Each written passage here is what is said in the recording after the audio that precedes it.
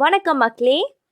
இந்த ஒரு பதிவில் நம்ம என்ன பார்க்க போகிறோம் அப்படின்னா, அதாவது முழங்கால் மற்றும் முதுகு வலி இதை குறைக்கக்கூடிய விஷயங்கள் என்னென்ன. ஸோ இந்த மாதிரியான வலிகள் கண்டிப்பாக எல்லாருக்குமே வந்துட்டே இருக்குது. அதை நம்ம குறைக்க என்ன பண்ணணும், எந்த மாதிரியான உணவுகளை எடுத்துக்கணும் அப்படின்ற ஒரு பதிவு தான் பார்க்க போகிறோம்.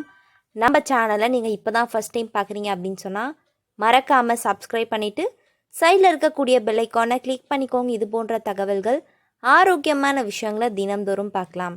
ஸோ இந்த முழங்கால், மூட்டுகள் மற்றும் முதுகு உட்பட ஒவ்வொரு உடல் பாகத்தின் நலனை உறுதி செய்வதில் நாம் உண்ணக்கூடிய ஒரு விதமான உணவுகள் நமக்கு ரொம்ப பயன்படுது அப்படின்னு சொல்கிறாங்க.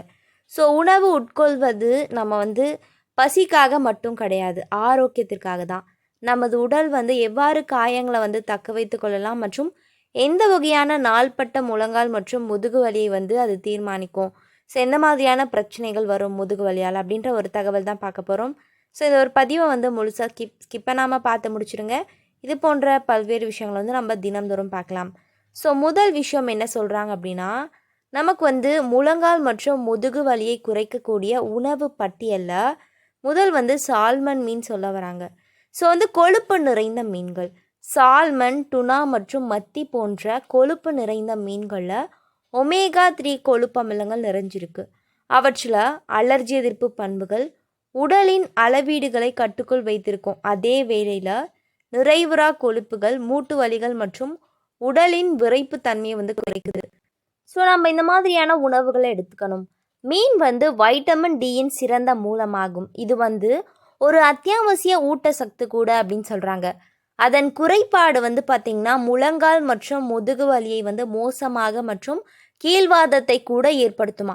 தொடர்ந்து மீன் சாப்பிட்றத விரும்பாதவர்கள் மீன் எண்ணெயால் செய்யப்பட்ட நம்ம ஏதாவது ஒன்று உட்கொள்ளலாம். அதாவது நமக்கு தேவை ஒமேகா 3 கொழுப்பு அமிலங்கள்.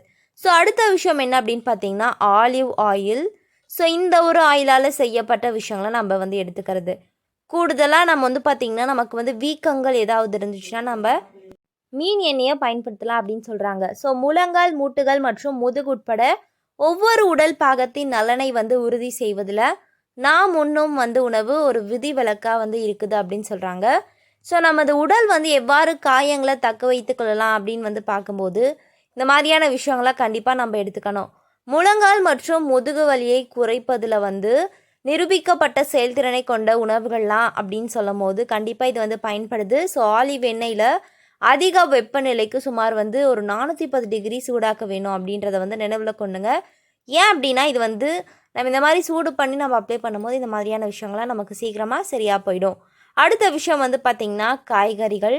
ஸோ இலைக்கீரைகள் மற்றும் பிராகோலி, காலிஃப்ளவர், முட்டைக்கோஸ் மற்றும் கீரை போன்ற சிலுவை காய்கறிகள் அனைவரின் உணவு திட்டத்தில் ஒரு பகுதியாக இருக்க வேண்டும். இவை வைட்டமின்களான வைட்டமின் ஏ, வைட்டமின் சி மற்றும் கே ஆகியவற்றை கொண்டு இருக்குது. அவை வீக்கத்தை போக்க அறியப்படும் ஆக்சிஜனேற்றியாகும். அவை மற்றொரு நன்மையை வழங்குது, சல்ஃபோராஃபின் எனப்படக்கூடிய இயற்கை கலவை.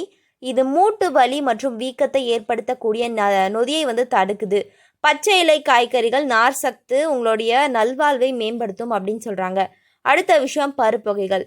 பருப்பு வகைகளில் பார்த்திங்கன்னா பீன்ஸ் மற்றும் கொண்டை கடலை ஆகியவை புரதம், தாதுக்கள், ஃப்ளவனாய்டுகள் மற்றும் நார் சத்து ஆகியவற்றின் வளமான மூலமாகும். அவை உடலுக்கு வலிமை வழங்க உதவுறது மட்டும் கிடையாது, அவற்றின் அலர்ஜி எதிர்ப்பு பண்புகள், மீளுருவாக்கம் செய்யும் பண்புகள் முழங்கால் மற்றும் முதுகு வலியை பெரிய அளவில் குறைத்து திசுக்களை வேகமாக குணப்படுத்தும் அப்படின்னு சொல்கிறாங்க. ஸோ கண்டிப்பாக நீங்கள் இந்த மாதிரியான பருப்பு வகைகள்லாம் வாரத்திற்கு 2-3 முறை உங்களுடைய உணவில் ஆட் பண்ணிக்கணும். ஸோ நமக்கு தேவையான புரதம் பருப்புகளில் தான் அதிகமாக இருக்குது. ஸோ நம்ம இந்த மாதிரியான உணவுகள் சாப்பிடும்போது போதுமான ஒரு விஷயமா இருக்குது அப்படின்னு சொல்கிறாங்க. அடுத்த விஷயம் என்ன அப்படின்னு பார்த்தீங்கன்னா green tea. So green tea அல்லது மூலிகை தேநீர் நாள்பட்ட முதுகு அல்லது முழங்கால் வலியால் பாதிக்கப்பட்டவர்களுக்கு ஆக்கிரமிப்பு அல்லாத சிகிச்சையாக பரிந்துரைக்கப்படுது. க்ரீன் டீயில் ஃப்ளவனாய்டுகள் நிறைஞ்சிருக்கு. இது பாதிக்கப்பட்ட பகுதியில் ஏற்படக்கூடிய வீக்கத்தை பெருமளவு குறைக்கிறது. க்ரீன் டீ நமது நோய் எதிர்ப்பு சக்தியை மேம்படுத்த உதவுது. இதனால் திசு அல்லது குருத்தெலும்பு திசுக்களில் ஏதாவது பிரச்சனை ஏற்பட்டால் கூட அதை போக்கலாம் அப்படின்னு சொல்கிறாங்க. ஸோ அதன் அலர்ஜியற்ற பண்புகள் காரணமாக நீங்கள் தினமும் 1 அல்லது 2 கப் க்ரீன் டீயை உட்கொள்ளலாம். உங்களுடைய உடலில் ஒட்டுமொத்த ஆரோக்கியத்தையும் பராமரிக்க க்ரீன் டீ உங்களுக்கு பயன்படுது. ஸோ உடல் எடையை குறைப்பது, உடலை வந்து வலுவாக்குவது, எலும்பு தேய்மானம் இந்த மாதிரியான பிரச்சனைகள்லாம் வந்து போக்க தேவையான அனைத்து சக்திகளும் வைட்டமின்களும் வந்து இந்த க்ரீன் டீயில் நிறைவாக காணப்படுது அப்படின்னு சொல்கிறாங்க. ஸோ முடிஞ்ச வரைக்கும் எடுத்துக்கோங்க. அதுக்கப்புறம் வெள்ளை மாவு மற்றும் வெள்ளை அரிசி போன்ற சுத்திகரிக்கப்பட்ட தானியங்களை தவிர்க்கவும். ஏன் அப்படின்னா அவை அத்தியாவசிய ஊட்டச்சக்திகள் மற்றும் நார் சக்தி இல்லாதவை. அதுக்கு பதிலாக கோதுமை, பருப்பு, அரிசி, திணை, அதுக்கப்புறம் பார்லி, ஓட்ஸ் போன்ற முழு தானியங்களை தேர்ந்தெடுக்கவும். இந்த முழு தானியங்கள் அத்தியாவசிய தாதுக்கள் மற்றும் நார் சக்திகள் மிக அதிகமாக உள்ளது. இலைகள் வந்து செரிமானத்தின் போது குறுகிய சங்கிலி கொழுப்பு அமிலங்களை உருவாக்குது. இது வந்து பெரிய அளவில் வீக்கத்தை கட்டுப்படுத்த உதவுது அப்படின்னு சொல்கிறாங்க. ஸோ வந்து இந்த நார் சத்து நிறைந்த முழு தானியங்களை உங்களுடைய உணவின் திட்டத்தில் தவறாமல் வந்து சேர்ப்பது முழங்கால் மற்றும் முதுகு வலியை குறைக்கும் அப்படின்னு சொல்கிறாங்க. ஸோ கண்டிப்பாக நீங்கள் இந்த மாதிரியான தானியங்கள், ராகி, கேழ்வரகு, இந்த பார்லி இதெல்லாம் நம்ம எடுத்துக்கிறது வந்து ஊட்டச்சத்துக்களை கொண்டு இருக்குது. மார்னிங் பிரேக்ஃபாஸ்ட்டில் நீங்கள் இதெல்லாம் டெஃபினட்டாக ஆட் பண்ணிக்கலாம் அப்படின்னு சொல்கிறாங்க. ஸோ அதுக்கப்புறம் மசாலா பொருட்களான இஞ்சி, பூண்டு மற்றும் மஞ்சள் ஆகியவை அவற்றின் மருத்துவ குணங்களுக்கான பிரமாதமான ஒரு மசாலா பொருளாக இருக்குது. ஸோ முழங்கால் மற்றும் முதுகு வலிக்கு சிகிச்சை அளிப்பதற்கான அவர்களுடைய பிரச்சனைகளை தீர்ப்பதற்காக இதெல்லாம் பயன்படுது. மஞ்சளில் குர்குமின் என்ற கூட்டுப்பொருள் இருக்குது. இது வந்து மூட்டு சம்பந்தமான எந்த வலிக்கும் ஒரு சிறந்த மருந்தாகும்.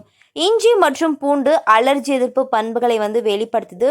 பூண்டில் வந்து அலிசின் என்ற ஒரு அமிலம் காணப்படுது. இது கண்டிப்பாக பயன்படுது அப்படின்னு சொல்கிறாங்க. ஸோ வந்து கடுமையான மூட்டு வலி அல்லது மூட்டு வலிகளை கூட குணப்படுத்தலாம். கடைசியாக வந்து பார்த்திங்கன்னா நம்ம வந்து இந்த மாதிரியான நம்ம மசாலா ஐட்டம்லாம் வந்து பயன்படுத்துகிறோம் அப்படின்னா அது சுவை மனம் மட்டும் கிடையாது, அது வந்து நற்குணங்களை கொண்டிருக்கு அப்படின்றத நீங்கள் எப்போதுமே மறக்கக்கூடாது. ஸோ அந்த மாதிரியான விஷயங்கள். அதுக்கப்புறம் தினமும் வந்து மசாலா டீ வச்சு குடிக்கலாம். அதில் வந்து மிளகு, அதுக்கப்புறம் பட்டை, லவங்கம் இந்த மாதிரியான விஷயங்கள்லாம் ஆட் பண்ணிக்கலாம் அப்படின்னு சொல்கிறாங்க. ஸோ வந்து டார்க் சாக்லேட். ஸோ கண்டிப்பாக வந்து டார்க் சாக்லேட் வந்து பல பயன்களை வந்து பெற்றிருக்கு. கொக்கோ வந்து அதிகமான நன்மைகளை கொண்டிருக்கு. அதிக சர்க்கரை அது மாதிரியான எந்த ஒரு விஷயமும் கிடையாது. ஸோ வந்து கண்டிப்பாக நீங்கள் டார்க் சாக்லேட் பயன்படுத்தலாம். முழங்கால் மற்றும் முதுகு வலியை குறைக்க உதவக்கூடிய நான் சொன்ன இந்த மாதிரியான விஷயங்களை எடுத்துக்கோங்க.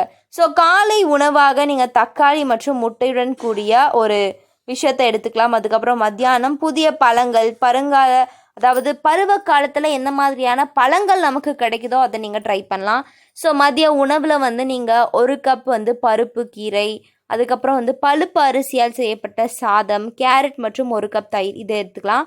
மாலை வந்து 1 கைப்பிடி அளவு வறுத்த ஒரு மீனுடன் 1 கப் க்ரீன் டீ. ஸோ இந்த மாதிரி நம்ம வந்து ட்ரை பண்ணும்போது நமக்கு எந்த மாதிரியான சக்திகள் வேணும் அப்படின்றதும் நமக்கு தெரியும், அதே மாதிரி ஆரோக்கியமாகவும் இருக்கும்.